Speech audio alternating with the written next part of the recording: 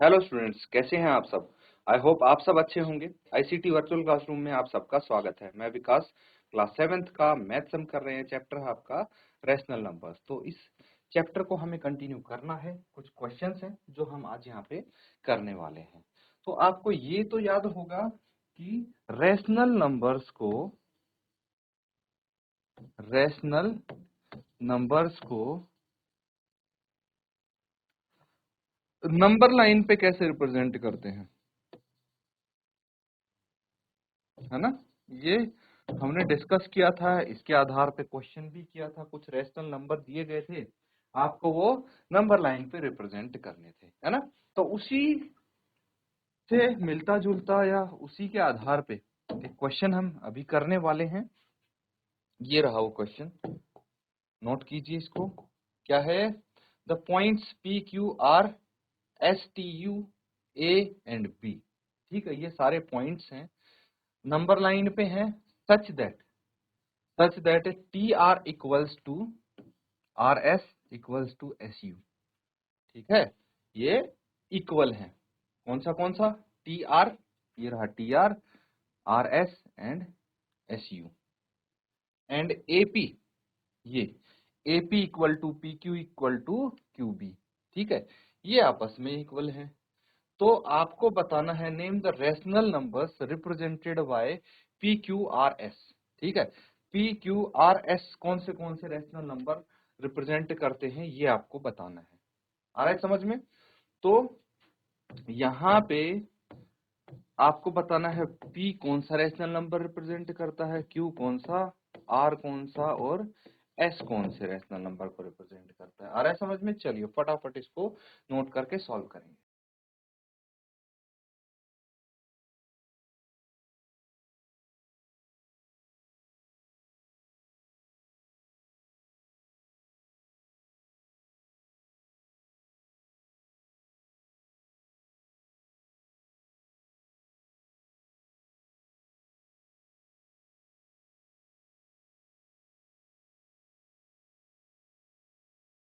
ठीक है, चलिए इनको समझते हैं।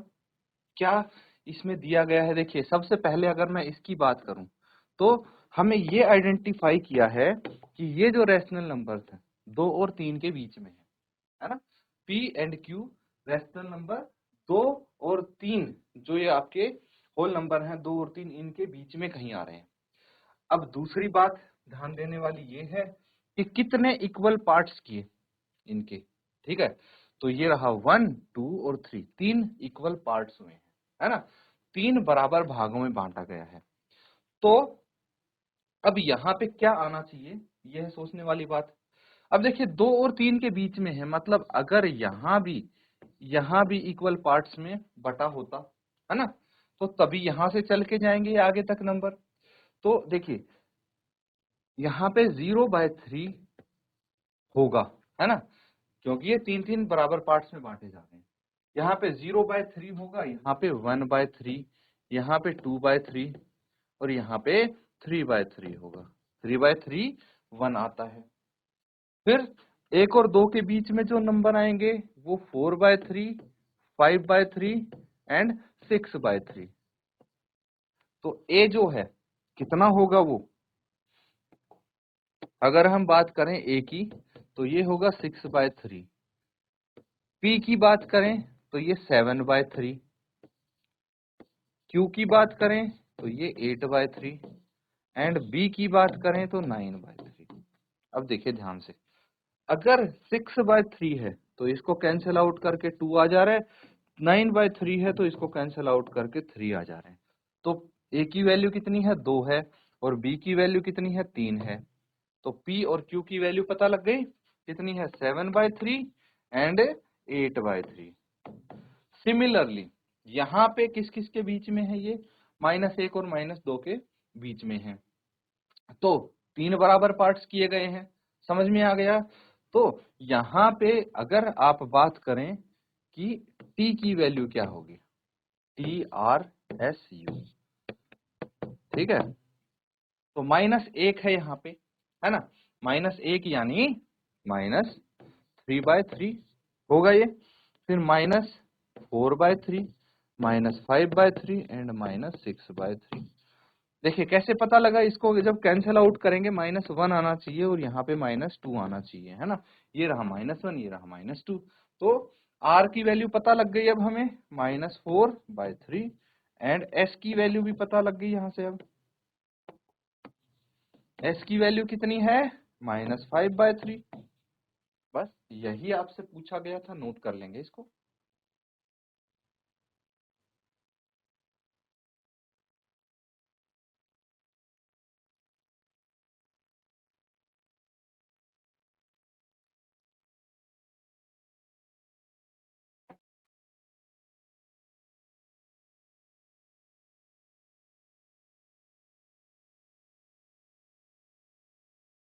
ठीक है बच्चों, कर लिया सबने नोट। अब एक क्वेश्चन लिखेंगे यहाँ पे, which of the following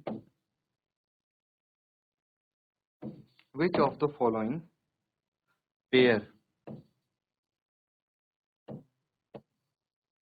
represents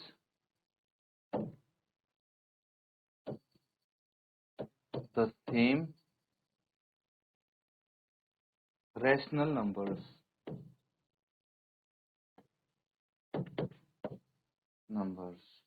ठीक है, चलिए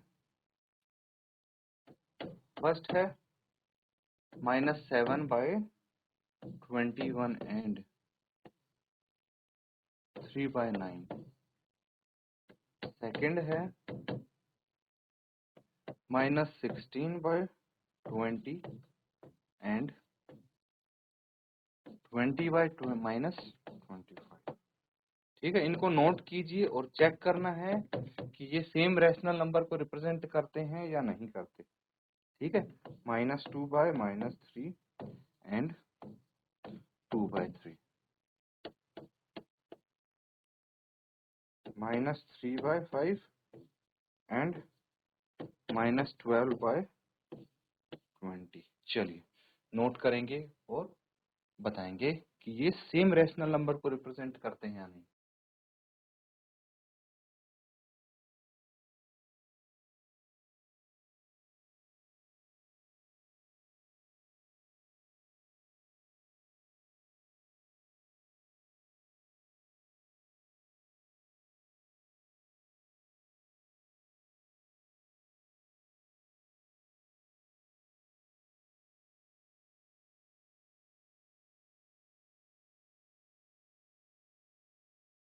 ठीक है बच्चों, इसको कर लेते हैं सॉल्व। देखिए यहाँ पे पार्ट 1 की बात करें तो हमारे पास है -7/21। देखिए इनको चेक करने का एक सरल तरीका ये है कि हम इनको लोवेस्ट फॉर्म में, लोवेस्ट टर्म में कन्वर्ट कर लेते हैं, कैंसल आउट होके होंगे वो। 7 से देखिए इसको करेंगे, 7 1 जा 7, 7 3 जा 21, -1/3 आ गया। जबकि अगर 3/9 है ना, 3/9 को लोवेस्ट फॉर्म में करेंगे कितना आ जाएगा, 3 1 जा 3, 3 3 जा 9, 1/3। Because -1/3 is not equal to 1/3, therefore -7/21 is not equal to 3/9। ठीक है, तो इस तरह से आप चेक कर सकते हैं। बाकी और पार्ट्स भी आप सिमिलरली करेंगे। देखिए एक और मैं यहाँ पे बता देता हूँ, सेकंड पार्ट है, जैसे क्या है, -16/20 कैंसल आउट कीजिए, 4 4 जा 16, 4 5 जा 20, -4/5 आ गया। दूसरा कौन सा है, 20/-25 कैंसल आउट करेंगे, 5 4 जा 20, 5 5 जा 25, तो -4/5 ऐसे लिख सकते हैं इसको, because -4/5 is equal to -4/5, therefore -16/20 equals to 20/-25। ठीक है, नोट कर लेंगे।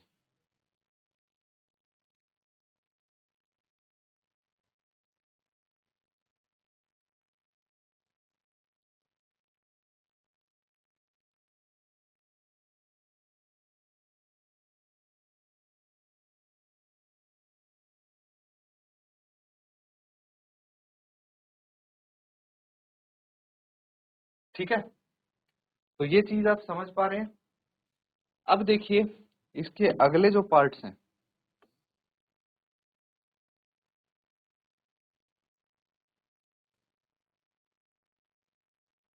पार्ट 3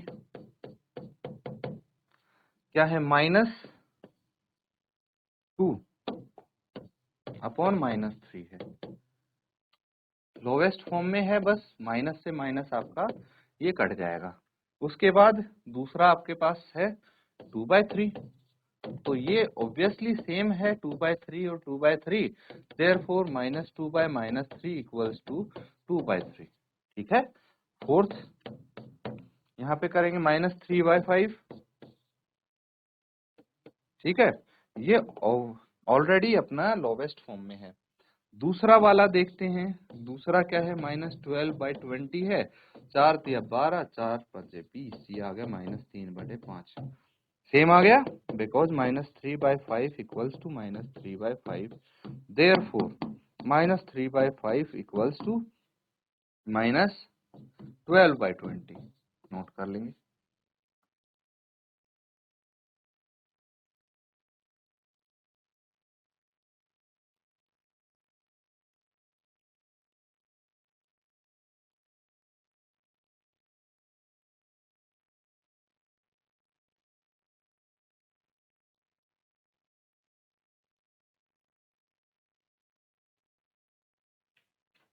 ठीक है, नोट कर लिया सबने। अब देखिए कुछ और क्वेश्चंस हैं जो हम यहाँ पे करने वाले हैं। ये है सिमिलर क्वेश्चन है पिछले वाले जैसा, उसमें हमें सिंपलेस्ट फॉर्म में करना था चेक करने के लिए कि वो सेम पेयर को रिप्रेजेंट करते हैं या नहीं, लेकिन यहाँ पे आपको सिंपली इनको सिंपलेस्ट फॉर्म में लिखना है, डायरेक्ट क्वेश्चन आ गया है। तो क्या करेंगे, फर्स्ट पार्ट -8/6 कैंसल आउट करना है हमें। कोई जैसे फ्रैक्शन को सिंपलेस्ट फॉर्म में लिखते थे, सेम है ये भी, बस इसमें आपके इंटीजर्स आ जाते हैं, यानी न्यूमरेटर जो डिनोमिनेटर होते हैं वो इंटीजर होते हैं, नेगेटिव भी हो सकते हैं इसका मतलब। तो क्या है, ये 2 से कैंसिल आउट होगा, 2 4 जा 8, 2 3 जा 6, तो -4/3 आ जाएगा आंसर। फटाफट हो जाएंगे ये तो सारे। 25/45 है, 5 से कैंसिल आउट कीजिए, 5 5 जा 25, 5 9 जा 45, 5/9 इसका आंसर आ गया। थर्ड वाला देखिए, थर्ड में क्या है, -44/72 कैंसिल आउट कीजिए, 2 से ही कर लो कोई दिक्कत नहीं है, तो ये 22 आ गया, और ये कितना आ जाएगा, 2 3 जा 6, 2 6 जा 12, 36 कितना है, -22/36। क्या ये सिंपलेस्ट फॉर्म में आ गया है, अभी नहीं आया है, क्योंकि अभी फर्दर ये 2 से और डिवाइड हो रहा है, तो 11 और ये 18, तो अब सिंपलेस्ट फॉर्म में आ गया -11/18। समझ में आ रहा है। फोर्थ वाला और देख लीजिए, फोर्थ पार्ट है, यहाँ पे -8/10 है, 2 से कैंसिल आउट करेंगे तो 4/5, यानी -4/5 आपका करेक्ट आंसर होगा। नोट करेंगे।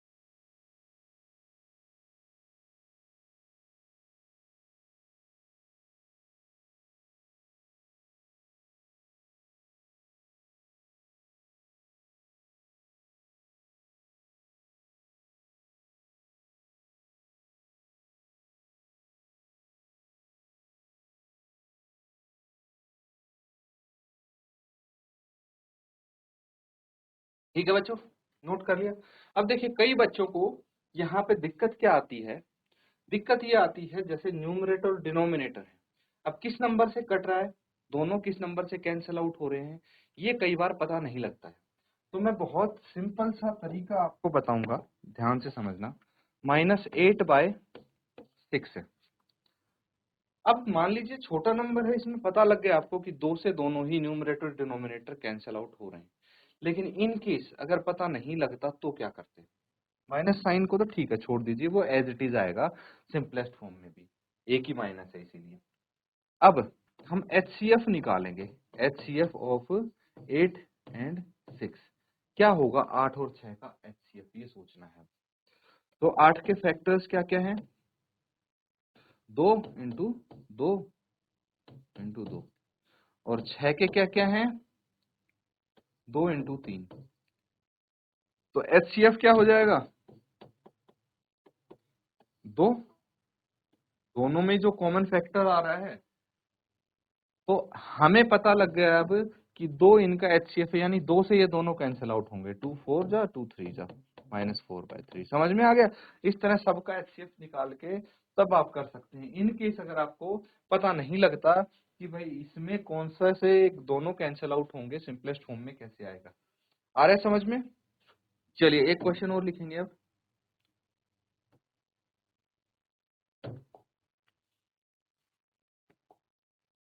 ये है क्वेश्चन नंबर 8, नोट करें इसको।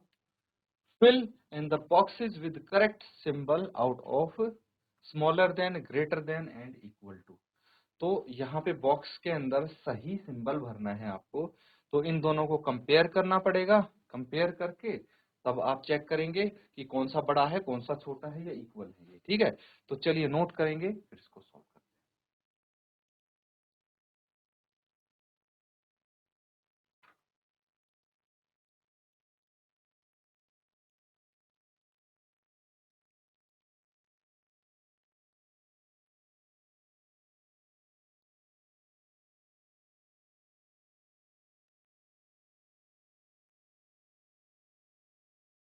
ठीक है, तो कर दिया आपने नोट। अब देखिए इसको सॉल्व करने का हमारे पास क्या तरीका है। अब सबसे पहला क्वेश्चन देखिए, -5/7 है एंड 2/3 है, तो उससे कोई फर्क नहीं पड़ता कि कौन सा डिनोमिनेटर छोटा है बड़ा है, कुछ चेक नहीं करना। सबसे पहला स्टेप, फर्स्ट स्टेप आप जो चेक करेंगे वो ये है कि रैशनल नंबर पॉजिटिव है या नेगेटिव है। ठीक है, और अगर एक पॉजिटिव है एक नेगेटिव है तो आपको सिंपली पता लग जाएगा कौन सा छोटा है कौन सा बड़ा है। फॉर एग्जांपल अगर इंटीजर्स की बात करें, ठीक है, इंटीजर्स की बात करें, एक नेगेटिव इंटीजर है और एक पॉजिटिव इंटीजर है, इन दोनों में से कौन सा बड़ा है? ऑब्वियसली पॉजिटिव इंटीजर बड़ा होगा। सेम चीज यहाँ पे भी अप्लाई होगी कि positive rational number is always greater than any negative rational number. तो यहाँ पे कुछ चेक करने की जरूरत नहीं है, ये नेगेटिव है तो अपने आप ये छोटा हो गया, ये वाला सिंबल आ जाएगा। समझ में आया? लेकिन दिक्कत कहाँ आएगी? जब दोनों ही रैशनल नंबर नेगेटिव होंगे या फिर दोनों ही पॉजिटिव होंगे, तो आपको थोड़ी और मेहनत करनी पड़ेगी उसके लिए। देखिए जैसे सेकंड पार्ट है, दूसरे पार्ट में क्या दिख रहा है आपको? -4/5, ठीक है, एंड -5/7। अब क्या करेंगे? हमें कुछ नहीं करना, सिंपली जैसे फ्रैक्शंस को चेक करते थे ना, दोनों ही नेगेटिव है, फ्रैक्शंस को कैसे चेक करते थे? एलसीएम ले लेंगे इनके डिनोमिनेटर्स का। क्या है? 5 और 7 का एलसीएम, 5 एंड 7 दोनों को मल्टीप्लाई कर दो, 35 आ जाएगा। मतलब इनके डिनोमिनेटर्स को 35 बनाना है हमें। 4/5 -4/5 इंटू 7/7 करेंगे तो कितना आ जाएगा? 7 चौक 28 -28/35। इसी तरह से अगर -5/7 है, इसको 5/5 से मल्टीप्लाई करो तो -25/35। अब देखिए यहाँ पे मुझे सिंपली पता लग गया, बिकॉज क्या है आपके पास, एक तो -28/35 है एंड -25/35 है। डिनोमिनेटर जब सेम हो गए तो न्यूमरेटर्स को कंपेयर करेंगे खाली। अब मुझे बताइए -28 बड़ा होता है या -25? तो नेगेटिव में जितना हम आगे की तरफ चलते जाएंगे वैल्यू, उतनी ही उसकी वैल्यू छोटी होती जाएगी। मतलब 28 is smaller than -28 is smaller than -25, इसलिए ये साइन आ गया। तो आप बोल सकते हैं देयरफॉर -4/5 इज स्मॉलर देन -5/7। ठीक है, नोट कर लेंगे इसको।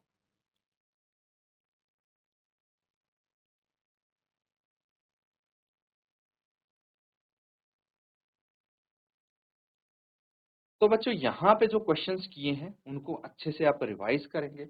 बाकी के जो इसके पार्ट्स बच गए हैं वो होमवर्क में आप जरूर कंप्लीट कर लें, ठीक है बच्चों। तो इस तरह से आप प्रैक्टिस करते रहें क्वेश्चंस को। इसी के साथ आज का सेशन यहाँ पे एंड करेंगे। Thank you and have a nice day.